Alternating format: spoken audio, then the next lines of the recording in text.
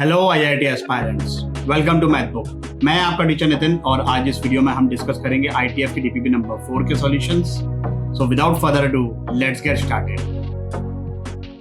tan inverse x को अगर मैं a ले लूं तो tan इनवर्स की रेंज के हिसाब से a will be from -π/2 to π/2। Similarly अब यहां से x क्या आ जाएगा tan a, y आ जाएगा tan b, z आ जाएगा tan c।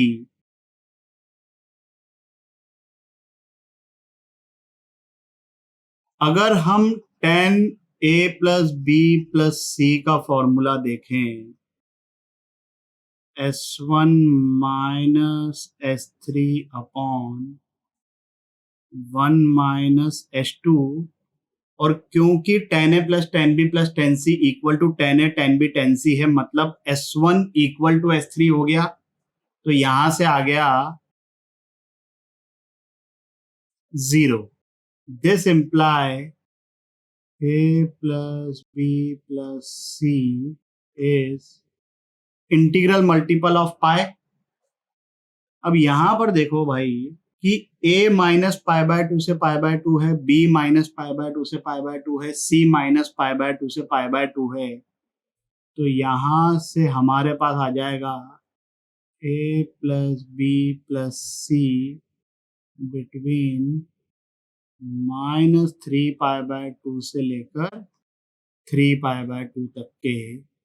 हमने कैलकुलेट किया a plus b plus c equal to integral multiple of pi, और हमें a plus b plus c की रेंज पता चल गई -3π/2 से लेकर 3π/2 तक के। तो यहां से a plus b plus c is equal to -π, 0 और पाई। These three are the possible values of a plus b plus c, which is tan inverse x plus tan inverse y plus tan inverse z। बात समझ में आई? चलिए भाई आगे बढ़ते हैं। यहां पर ये जो क्वांटिटीज है, इसको अगर मैं बोलता हूं x, इसको मैं बोलता हूं y और इसको मैं बोलता हूं z। So we can observe that जो कि हमारे पिछले प्रॉब्लम में गिवन कंडीशन थी, ये ऑब्जर्व करते हैं भाई। देखो दिस प्लस दिस मतलब tan इनवर्स के अंदर वाली quantities. So this plus this में से a प्लस बी प्लस सी का रूट तो तीनों में से बाहर आ जाएगा। अब यहां पर देखो क्या बचेगा, root of a by B C, जिसको मैं a by root A B C लिख देता हूं। मतलब अंदर a से मल्टीप्लाई डिवाइड किया, यहां पर b से मल्टीप्लाई डिवाइड करेंगे तो यहां पर क्या बन जाएगा b square, root of b square मतलब b, और डिनोमिनेटर में क्या आ गया root A B c. Similarly यहां पर भी अब ये root a plus b plus c और इधर न्यूमरेटर में a plus b plus c है, सो दैट इज बिकमिंग,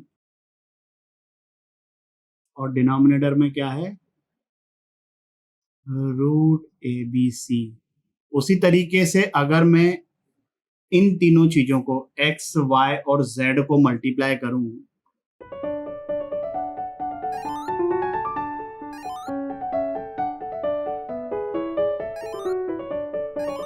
तो ये a से ये a कैंसिल हुआ, ये b से ये b कैंसिल, ये c से ये c कैंसिल। तो डिनोमिनेटर में क्या बच रहा है ए बी सी रूट के अंदर, और न्यूमरेटर में a प्लस बी प्लस सी कितनी बार आ रहा है 3 बार रूट के अंदर, raise to power 3/2 divided by root of A B C.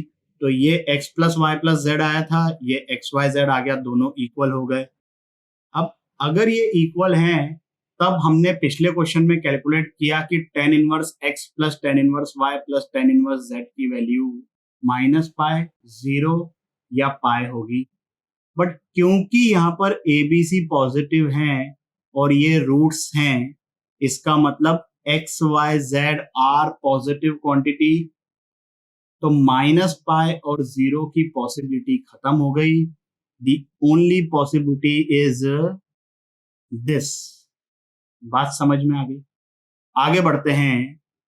Sine inverse की रेंज है -π/2 से π/2. साइन इनवर्स की मैक्सिमम वैल्यू हो गई π/2.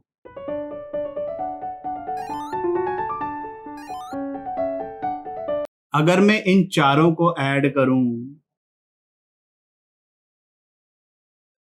so this expression is less than equal to π/2 plus π/2 plus π/2 plus π/2, बोले तो 2π. बट यहां पर तो ये गिवन है कि इन चारों का सम इक्वल टू 2π है. ये सिर्फ और सिर्फ तभी पॉसिबल होगा जब चारों की चारों π/2 के इक्वल होंगे, क्योंकि इनमें से कोई एक भी π/2 से कम हुआ तो ये सम जो है ये 2π से कम हो जाएगा, बिकॉज उसको कंपनसेट करने के लिए कोई वैल्यू ऐसी नहीं है जो π/2 से ज्यादा हो. भाई अगर एक π/2 से कम हुआ तो किसी को तो π/2 से ज्यादा होना पड़ेगा ना, तभी तो सम 2π आएगा. बट पॉसिबल नहीं है. So this necessarily imply that all are equal to π/2. और साइन इनवर्स x की वैल्यू π/2 कब होती है? जब x 1 होता है. तो यहां से हमारे पास आ गया.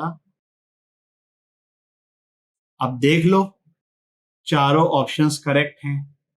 आगे बढ़ते हैं. पहले इस चीज को सिंप्लीफाई करते हैं भाई. ये x/2 जो लिखा है इसको मैं x इंटू 1/2 लिखूंगा, और ये 3 को रूट के बाहर ले रहा हूं. अब cos inverse x minus cos inverse y का फॉर्मूला क्या होता है?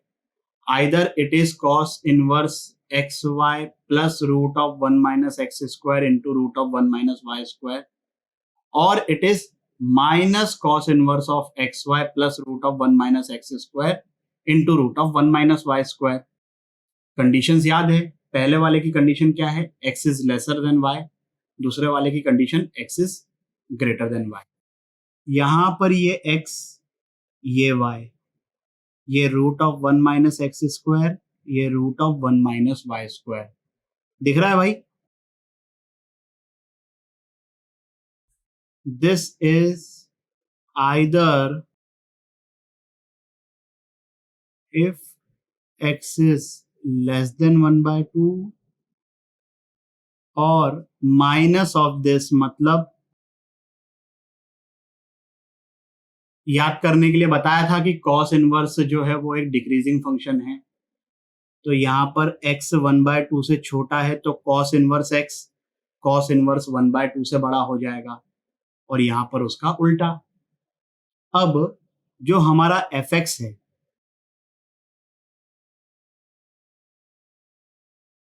एक cos इनवर्स तो क्वेश्चन में ऑलरेडी है ही.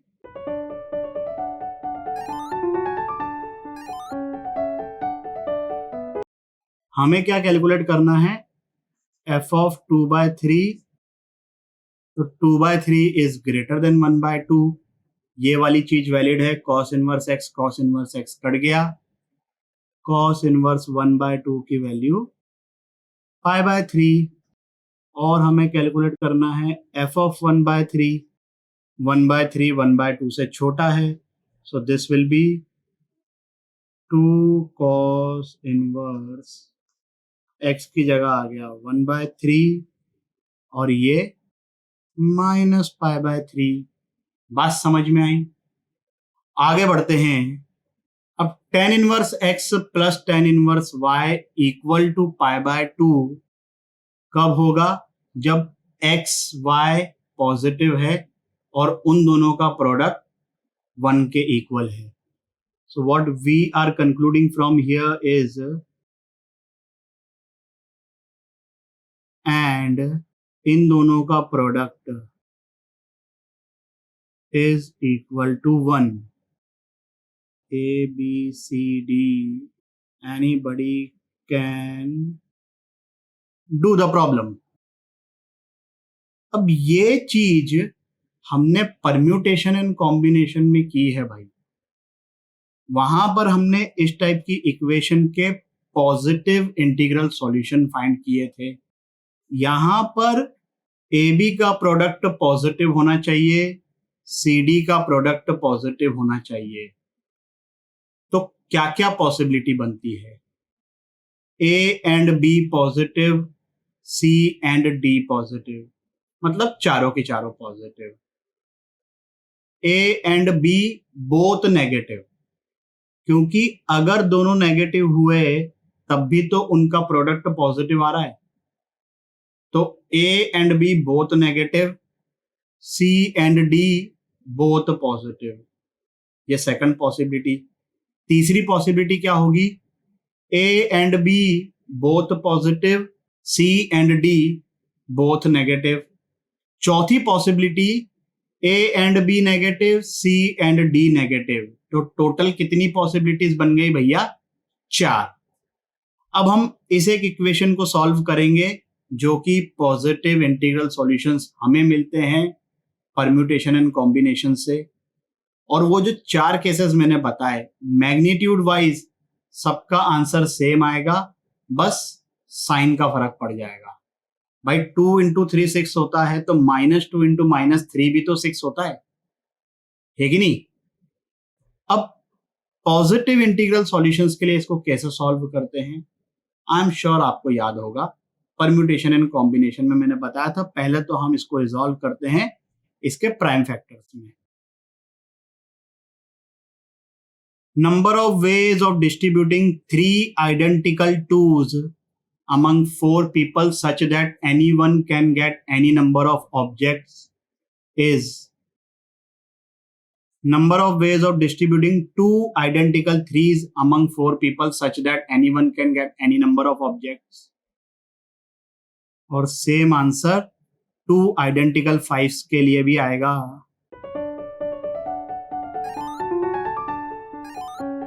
ये एक केस का आंसर हुआ। टोटल केसेस कितने हैं? 4। तो फाइनल आंसर हो गया 8000। Clear with this? आगे बढ़ते हैं सबसे बेहतरीन सवाल की तरफ। देखो भाई, अगर केसेस याद नहीं है ना, तब तो ये देखकर ऐसा लगता है कि यार ये तो हमेशा ट्रू है, और हमेशा ट्रू है तो कर्व बन किधर रहा है? या एटमोस्ट कोई जाएगा तो रेक्टेंगल बना लेगा भाई, डोमेन का ध्यान रखते हुए। बट नहीं, केसेस हैं। अब देखो केसेस क्या बनेंगे। जब साइन इनवर्स के अंदर का इनपुट पॉजिटिव है, तब 2 वेरिएशन आते हैं। एक तो डायरेक्ट फॉर्मूला और दूसरे में पाई माइनस। तो डायरेक्ट फॉर्मूला कब होता है? Sine inverse X plus sine inverse Y के केस में X square plus Y square less than equal to 1। यहां पर x की जगह x/2 है, y की जगह y/2 है। This is interior region of a circle with centre 0,0 and radius 2, लेकिन सिर्फ फर्स्ट क्वाड्रेंट में, क्योंकि यहां पर तो x greater than equal to 0, y greater than equal to 0 आ गया है। तो फर्स्ट क्वाड्रेंट में ये सिर्फ एक क्वार्टर सर्कल बनेगा। ठीक है, हम बाद में फोटो बना लेंगे, पहले आगे केसेस के बारे में बात करते हैं। दूसरा केस मैं बनाऊं जब ये दोनों नॉन पॉजिटिव हैं। अब मैं क्या करता हूं कि भाई x को रिप्लेस कर देता हूं माइनस अल्फा से, और y को रिप्लेस कर देता हूं माइनस बीटा से। तो ये जो हमारा एक्सप्रेशन है वो क्या बन जाएगा?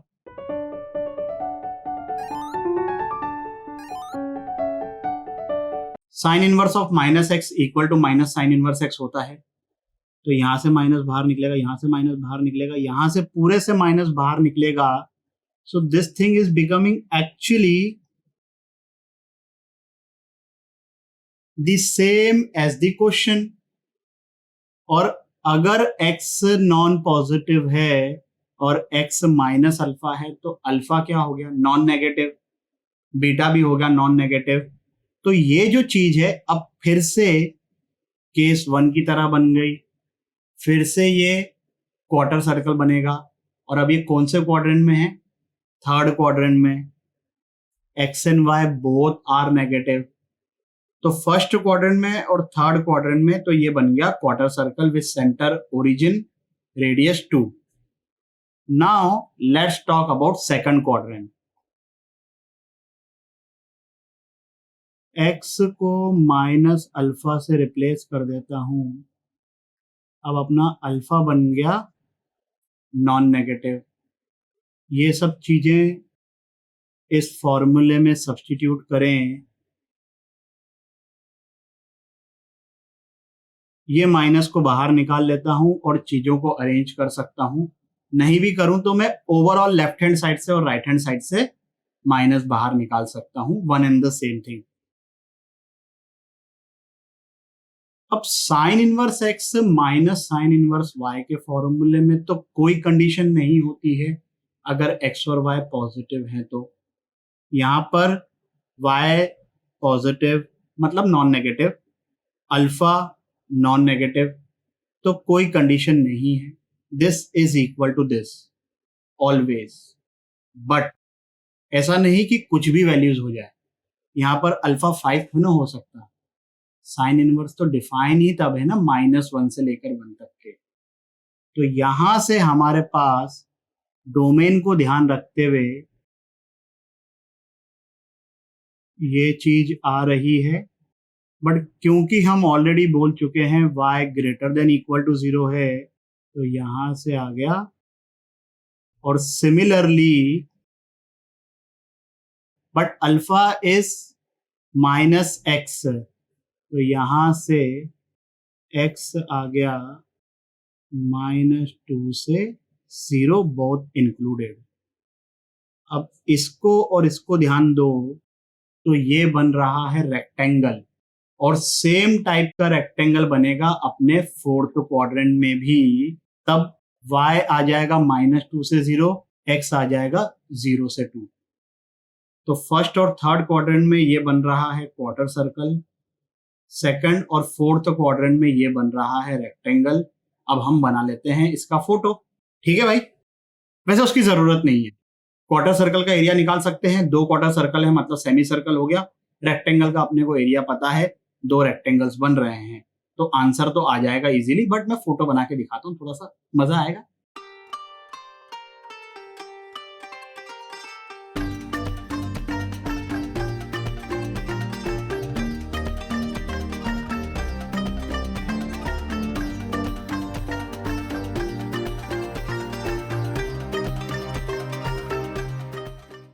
Total area A1 plus A2 plus A3 plus A4 बोले तो 8 प्लस 2 पाई स्क्वायर यूनिट्स।